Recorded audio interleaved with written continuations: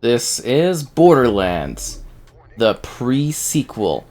We're here on Xbox Series X.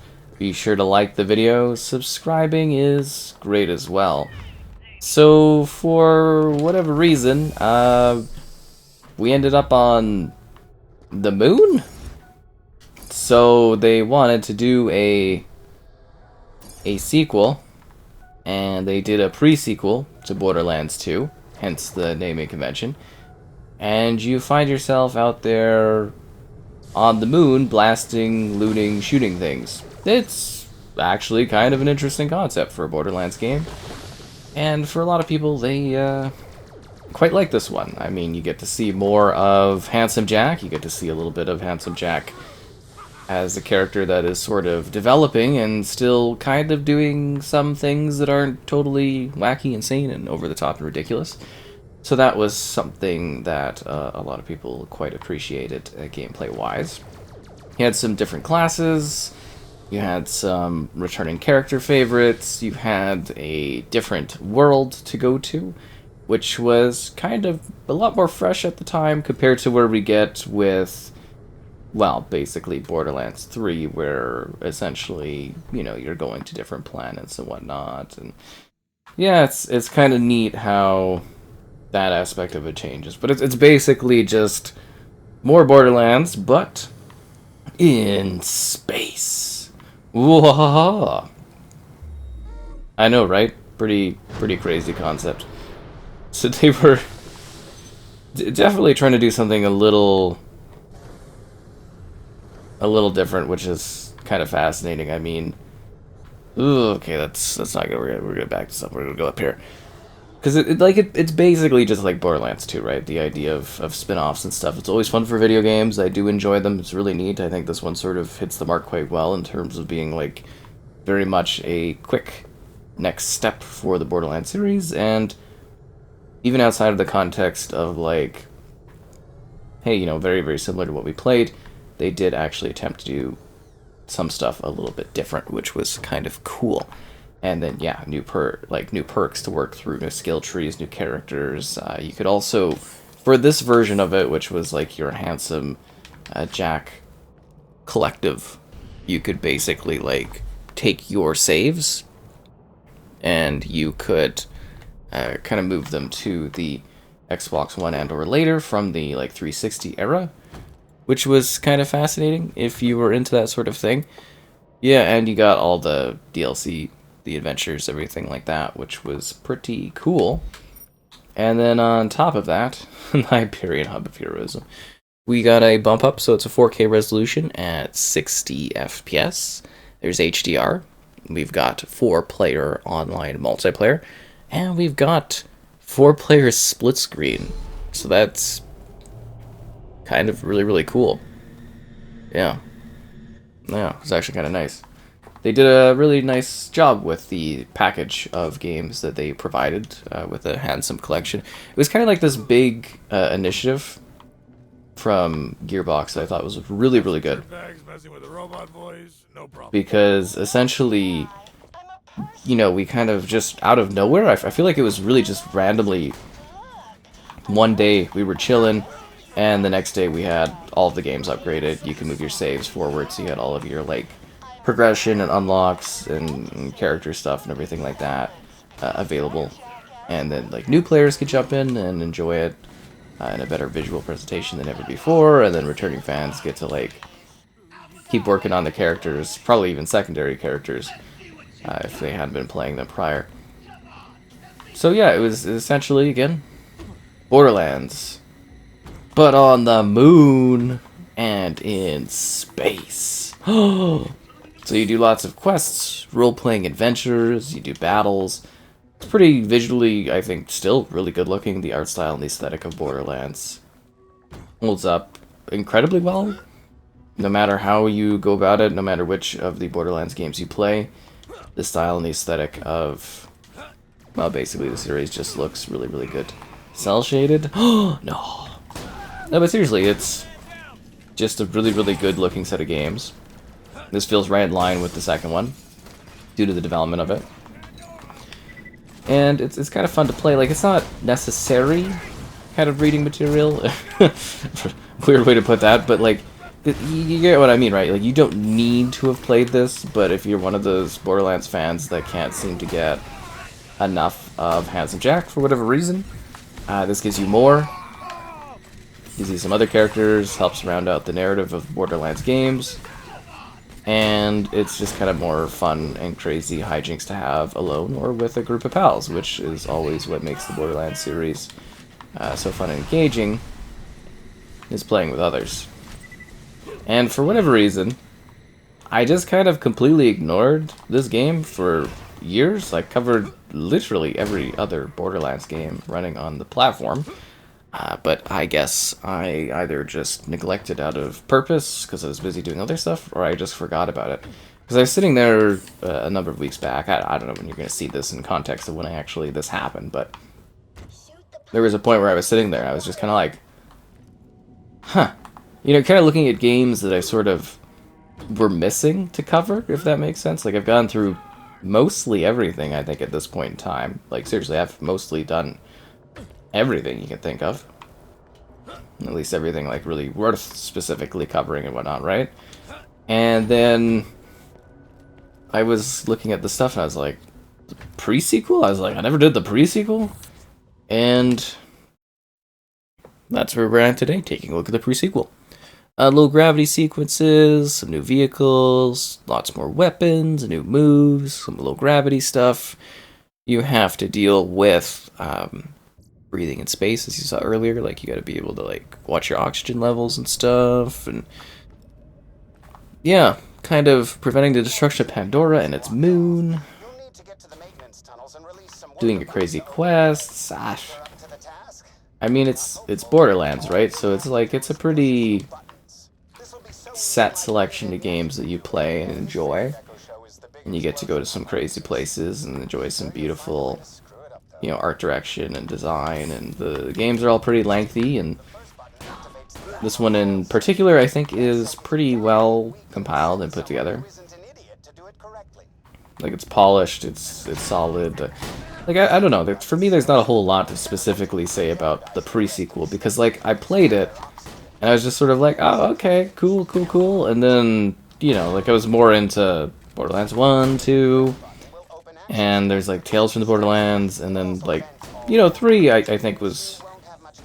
3 was great, but it wasn't... I didn't think it was quite as strong as the other entries, and, you know, and then obviously we got more Borderlands on the way. We've got that new Tales from the Borderlands that everyone tries to forget. We got that Borderlands movie that nobody watched. It's a very interesting time to take a look at this, especially if you come from the context of maybe having watched me sort of play the other ones, and you take a look at this video and be like, wow, this is quite a long time after, and it really actually is. Seriously. Like, it is amazing that I just kind of totally neglected this game. There's some weird guns I have in here. Do you ever come back to a game, like a role-playing game, and you just kind of look at your class and you're just like, huh, there's some interesting choices I made back in the day. I don't know specifically why I have these guns and whatnot, but I assume there is a reason. Hyperion? Aren't these the guys that bring me back from the dead? Oh, money. Thank you very much. So yeah, you're gathering resources, cash, other kinds of things too, and then, you know, kind of spending those in order to buy more stuff and trying to loot stuff. Like, it's a looter shooter. But, like, a big part of the game is looting, shooting, but you're doing it in space. Which you gotta remember was a very novel concept at the time. And you get the odd boss, and there's always this level of humor. And I'd say for this one, the humor was pretty on par with the second game. Borderlands 2, obvious. Well, I don't know if it's obvious, because, you know, there's, like, spin-offs and stuff, but... yeah, it was kind of just, like, in line with that style. Wait, is there an enemy kind of thing? Oh.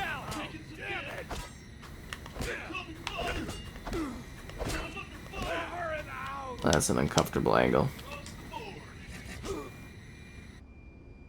Great little secondary things. I can see why I did this. I always pick the turret classes and whatnot for Borderlands stuff. That's usually my vibe, is doing like little turret healer things like I was rolling playing. And I think in the second one, the one guy that's got the big machine gun turret thing, and yeah, it's very much a similar section. Pause. Enter maintenance area. Activate failsafe.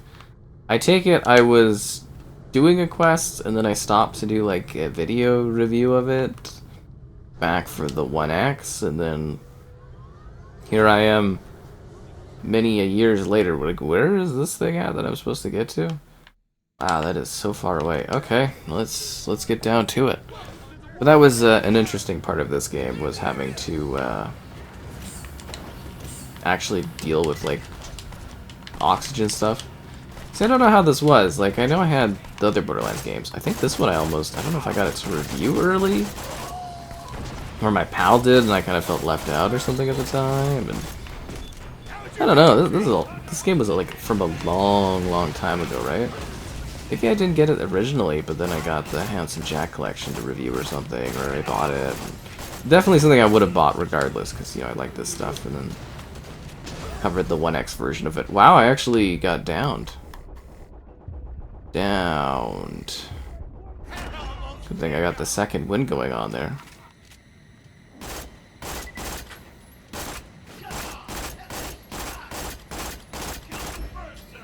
It's that Legion fighter that's a problem. I actually like leveled up and stuff like that. Yeah, so then there's like this in-depth menu of stuff, and you improve your skills and get you thrills. Do I actually have any skill points? None at all, but you got the different skill trees. And then you got these cool tokens. You know, it's kind of fascinating, because, like, basically it feels like antiquated versus the complexity of the skill trees and the systems of Borderlands 3. Borderlands 3 is very much... that guy jumped really densely at me. Very iterative upon one another, right? Like, you go to play the original Borderlands, and it kind of feels a little quaint compared to this one. In terms of, like, design and concepts. Did he just jump right down in there, right? I mean, I don't really need to kill any of these guys or do any of this stuff. It's mostly just, like, background to all of the fun we're having here. That's what it's all about. The fun and the laughs and the humor of Borderlands. At least that's what kind of was a drawing point for me for the Borderlands games, was the fun and the humor of it all, right? How ridiculous it was. Now, am I supposed to jump off of this thing? Where does this take me? No, there's definitely something over here. Alright, let's do it. Woo! See, you could do this in other Borderlands games. Like, this one's weird too, because, again, it's... the sort of, like, low gravity stuff of it is just kind of weird. Like, I think it was one of my, like, least interested in terms of, like, the franchise kind of entries. Just because I liked the other... Like, I've always quite enjoyed... Oh, I did not mean to do that. Oh, I'm gonna make it? Kind of?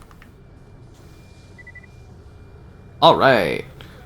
Yeah, like, I've always liked the different Borderlands games. And this one was like, oh, it's okay, but it wasn't quite what I was used to coming off of the other ones. It's still pretty decent, but... I am also one of those kind of Borderlands fans where I'm like, oh, Handsome Jack again. And apparently we can never escape that character because, you know, it's very hard to do new things anymore. Very hard to do new things. But I'm sure the next Borderlands will be cool, I hope. I don't know. Guess that's always the big question, right? Is like...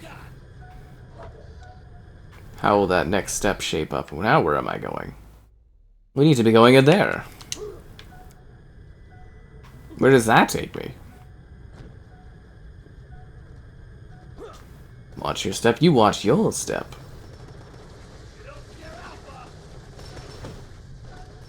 And you can fast travel, go to all these places, do all these things. Lots of different enemies. Creatures, you know, wildlife. Environmental enemies. Bazillions of guns, different shields, grenades, elemental abilities. Yeah, all your very much run-of-the-mill Borderlands types things, right? Die, lose a little bit of cash, get down, maybe get a second wind. Yeah, it's all very straightforward. You play a few Borderlands games, you kind of get to the flow of them pretty easily. Yeah, the guns I can use. I don't understand why I have this gun, though. This gun is very weird to me. Not the shotgun, but, you know, the other one. I love all the effects and stuff like that. Like, I'm not really knocking this game, because I know a lot of people really, really love it. I'm just kind of like, yeah, it was okay. I don't know if I'd go out of my way to, like, specifically play this one, but it's definitely an interesting revisit because it's literally been so long. Like, I can't believe I actually just straight up, like, ignored this game. I wonder if it's, like, an element of me just not really super being into this, or just being like, eh, or what, but, like, it is kind of bizarre, right? Like, I covered all of the other Borderlands stuff. And I covered virtually everything else. It was probably just me literally forgetting about it, which is okay. So, yeah, hits the mark pretty well. If you've never played it before, you like Borderlands 2, this is where that kind of fills in some extra gaps. It's still kind of weird and neat for a Borderlands game. Go to some different places, see some different things, meet some new peculiar characters, unravel some of the questions and the mysteries of Pandora and the greater places beyond. Grab more guns, loot, tools, items. Anything you could ever need when you're going out there into the big world of the Borderlands. How do we get... Oh, we gotta go higher? It was kind of neat, though, from a perspective of how you move through the environments, right? Because everything's sort of like a low gravity. The stakes are still high, though. And it's kind of interesting because we never got... I don't know how to describe it, but like, we never got any more spin-off things like this. Like, I was kind of almost expecting after this that that they would try this, like do like a spin-off like this for Borderlands 3. I guess maybe this gen and gens going forward, it's just not like viable.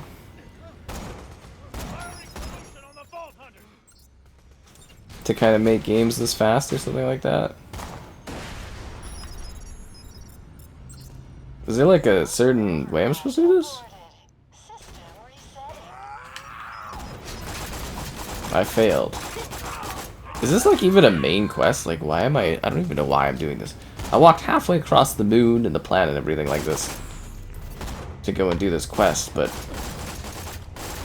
I honestly don't know what I'm really getting out of this. Like, it's supposed to kill these guys. Are they the problem? Am I just not killing things effectively?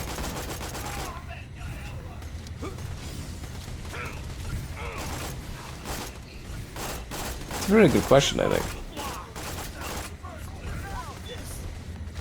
Okay. I mean, how many do we have in this place? This is ridiculous.